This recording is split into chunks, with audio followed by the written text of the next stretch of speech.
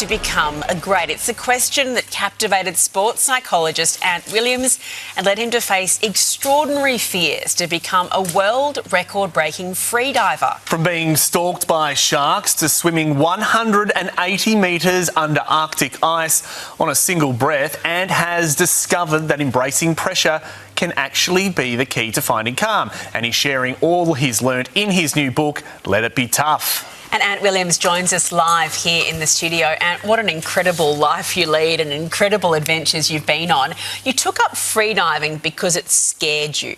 Why did you want to face your fears in that way? I'd never been a sporty kid growing up, so I wanted to figure out, can these things be learned? Like, can anyone be able to perform under pressure in the heat of the moment?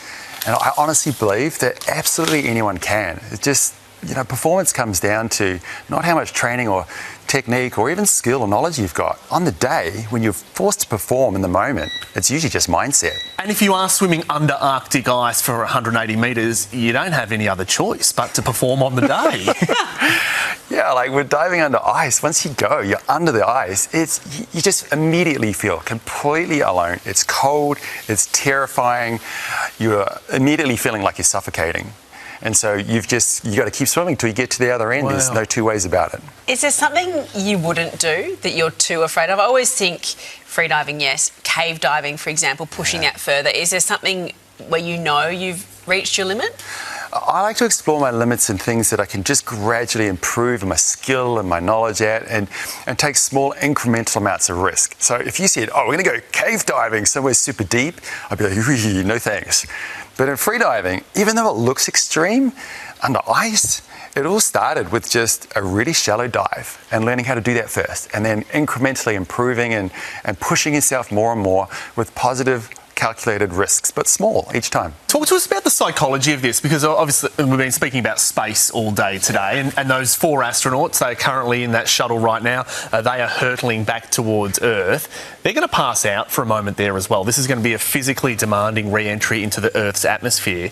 I mean, you can't speak to that directly, but this is pushing your body to the extreme. What kind of psychological preparation would you do for something like this? Look, it's really interesting because I think there's lots of advice out there and books out there on how to be mindful and how to deal with anxiety through different breathing techniques or being resilient.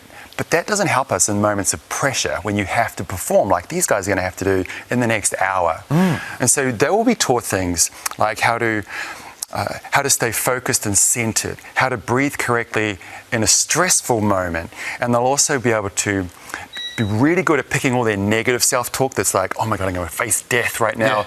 And just be able to switch that off and be really calm and think, basically have the world's greatest coach on their shoulders, just encouraging them the whole time.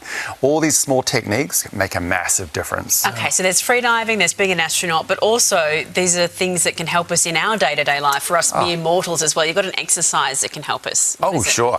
I think life's wonderful, but we all have times when life's tough too, right? So maybe you've got to pass your school exams and ace them, or you've got a relationship you've got to try mending through a difficult conversation. And I find when you're going into these situations, then the control of your breathing, in particular being able to do what I call a tidal breath, is so helpful. So how do we do that? What do we do? Tidal breath is like normal breathing, but in a really relaxed and focused way. So the easiest way to explain it is to think, if you can breathe normally in a stressful situation, then you'll be able to stay calmer and focused. So try this for me. Do a big sighing breath. Great. Now do a really small one. Okay. Now this time just find somewhere in the midpoint of that. Great. So if you just go to empty, like just kind of neutral, that's your tidal breath. And if you do 2 or 3 of those and try to get progressively more relaxed on each one, you'll be ready to go. It'll almost give you an instant nervous system reset. Warwick's very nervous about the moon today. So I'm feeling a little bit of stress for these guys, but it's amazing, and it's phenomenal, your story, the way you've channeled the psychology into what you do. Thank you so much for being with us today. Thank you. Thank you, mate.